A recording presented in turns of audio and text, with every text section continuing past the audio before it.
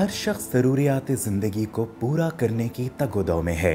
बाज़ औक़ात बेहतर ज़िंदगी की ख्वाहिश में अपने प्यारों को छोड़कर लोग बैरून मुल्क भी चले जाते हैं। इसी हवाले से कुछ अफराद अपनी मजबूरियों की वजह से स्मगलरों के धोखे में आकर तारकीन वतन की स्मगलिंग का शिकार हो जाते हैं। तारकीन वतन की स्मगलिंग से क्या मुराद है? तारकीन वतन की स्मगलिंग से मुराद ज़मीनी, बहरी या फ़िज़ाई रास्ते से किसी दूसरे मुल्क में गैर कानूनी तौर पर दाखिल करवाना है। इस खतरनाक जुर्म में मुलव्वस अफराद तारकीन वतन के स्मगलर्स कहलाते हैं। लोग तारकीन वतन की स्मगलिंग का शिकार कैसे बनते हैं? स्मगलर्स लोगों को ट्रैप करने के लिए उनको बेहतर मुस्तकबिल के सुहाने ख्वाब दिखाते हैं और बैरून मुल्क नौकरियों और पैसे कमाने का झांसा देते हैं।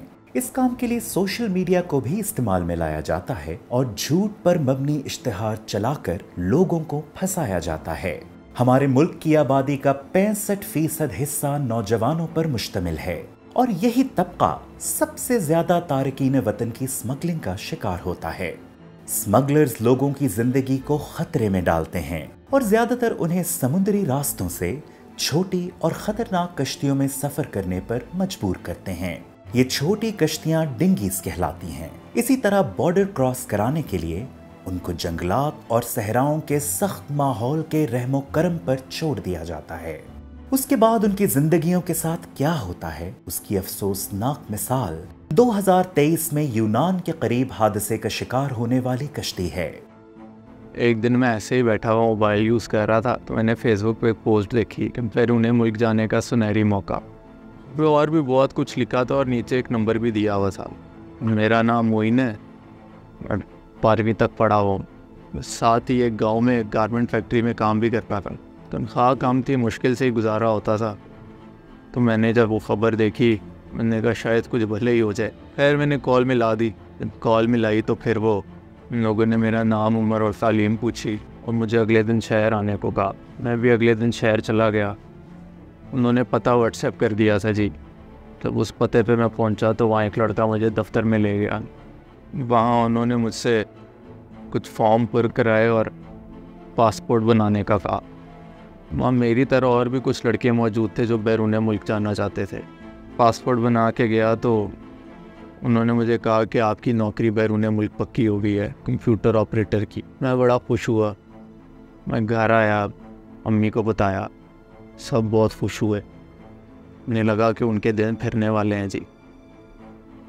इसके बाद जी बस मुझे कॉल आई कि इस तारीख़ को आपने आना है और आपकी टिकट कंफर्म हो गई है। व्हाट्सएप भी किया था जी, पर साथ उन्होंने कहा कि 10 लाख चाहिए होंगे। मैंने तो कहा कि इतने पैसे तो मेरे पास नहीं है। तो उन्होंने बोला कि 1 साल जब नौकरी करोगे बैरून मुल्क तो इससे ज़्यादा कमा लोगे, और अगर नहीं तो हम किसी और को भेज देते हैं। जी मैं तो सोच में पड़ गया। मैंने बोला ठीक है जी, पर मेरे पास तो 10 लाख क्या 10,000 भी नहीं थे जी।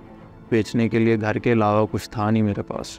नंबरदार को घर गिरवी रखवा के 10 लाख ले ली और हमें कहा गया कि कराची एयरपोर्ट से आपको बैरून मुल्क लेके जाएंगे। हम 8 बजे की फ़्लाइट थी और मुकर्ररा तारीख पे हम वहाँ पहुँच गए। कि जब वहाँ पहुँचे तो एयरपोर्ट के बाहर से हमें किसी गाड़ी में बिठा के लेंगे। हमने कहा हम तो एयरपोर्ट आए हैं तो जहाज़ से ही जाएंगे, पर वो ये बात का बुरा मना गए और कहा कि जिसने वापस जाना है वो चला जाए। हम भी मजबूर थे जी, क्या करते, चले गए। वहाँ जाके कश्ती थी जी, कश्ती क्या जी एक डंकी थी। वहाँ इतनी सीढ़ियाँ, हम सीढ़ियों से उतरे तो बहुत ही ज़्यादा रश लड़कों का पहले से ही मौजूद था उधर। हमें कुछ पता नहीं लगा कब हमारा सफ़र शुरू हुआ समंदर में, क्योंकि मोबाइल वगैरह उन्होंने हमसे ले लिए थे जी, ये कह के कि वहाँ पहुँच के वापस कर देंगे। कुछ समझ नहीं लगी कितने दिन हम समंदर में रहे। इस दौरान मुझे माँ के आंसू और बाप की आंखों की उम्मीद याद आती। सोचता कि क्या ये ख्वाब पूरा होगा या नहीं। इतने में आवाज़ आती है कि तैयार हो जाओ। हम जब ऊपर गए तो देखा कि समंदर के बीच कहते हैं पानी में छलांग मारो और सामने सरहद पार कर लो, 1-2 किलोमीटर का रास्ता है। खैर जो रुक रहा था उसे धक्का दे रहे थे। मुझे थोड़ी बहुत तैराकी आती थी तो मैंने छलांग मार ली। 1-2 किलोमीटर समंदर में जाके मैंने सरहद तो पार कर दी। जैसे ही ज़मीन पे पहुंचा तो बेहोश हो गया मैं।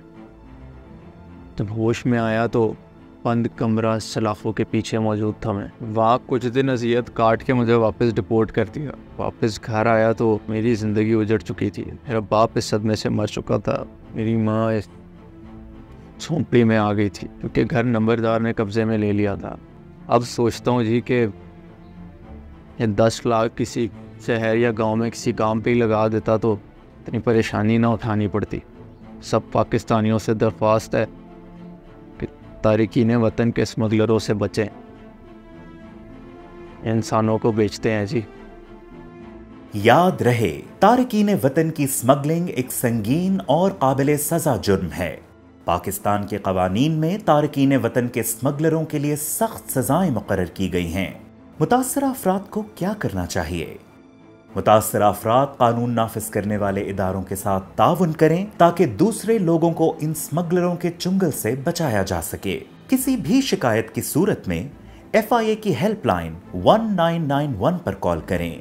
तारिकीन वतन के स्मगलरों से महफूज रहें, अपनी जिंदगी की कदर करें।